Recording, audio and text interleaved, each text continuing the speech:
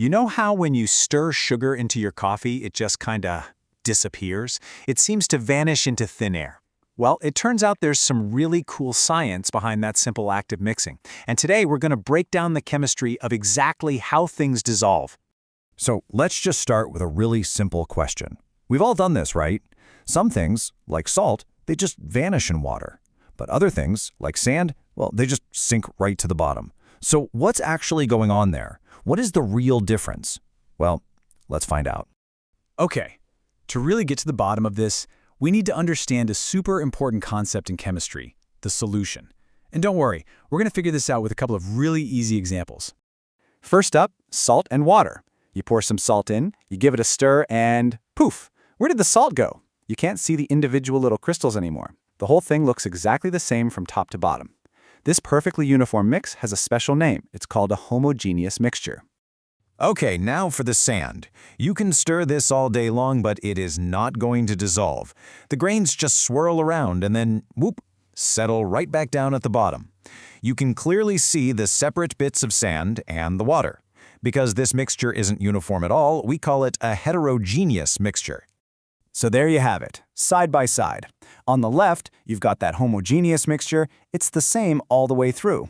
And on the right, the heterogeneous one, where you can easily see all the different parts. And believe it or not, that distinction is the whole key.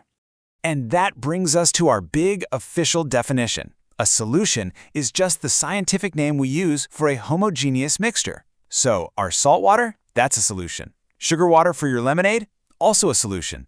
But that glass of sandy water, since it's heterogeneous, it is not a solution. It's really as simple as that. All right, so now we know what a solution is. But what's it actually made of? Turns out every single solution has two key ingredients, and we're about to break them down. The first ingredient is called the solute. Now, the solute is the thing that gets dissolved. And the way to remember it is that it's always the stuff you have less of. So, going back to our salt water, the salt is our solute. And that brings us to ingredient number 2, the solvent. The solvent is the substance that does the dissolving. And you guessed it, it's the component you have more of. So in our salt water example, the water is the solvent. Easy, right? The solute is the little guy, and the solvent is the big guy. And this whole solute-solvent relationship applies to so many things we see every day. Just check out this chart. For vinegar, you've got acetic acid as the solute, dissolved in water, the solvent.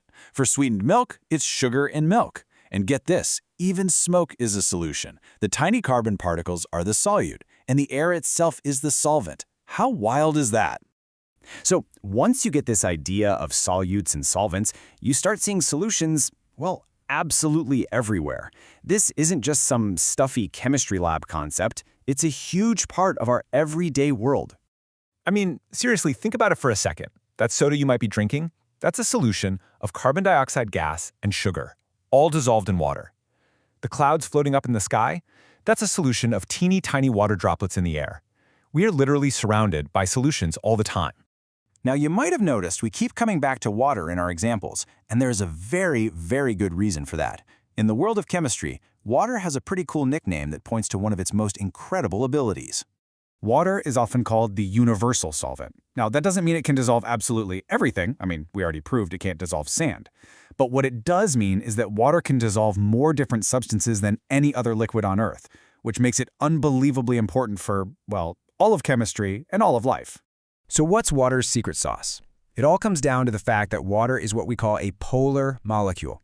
The easiest way to think about it is like a tiny magnet with a positive end and a negative end. This polarity makes it amazing at pulling apart and dissolving other polar things, like salt and sugar. But it's terrible at dissolving nonpolar things, like oil. You know how oil and water just don't mix? It all comes down to a fundamental rule in chemistry. Like dissolves like. So, the next time you stir sugar into your tea, or just watch the clouds roll by, you'll actually know the science behind what you're seeing. It's all about solutes, solvents, and the magic of making a solution. Now that you're in on the secret, I've got a challenge for you. How many different solutions can you spot in the world around you today?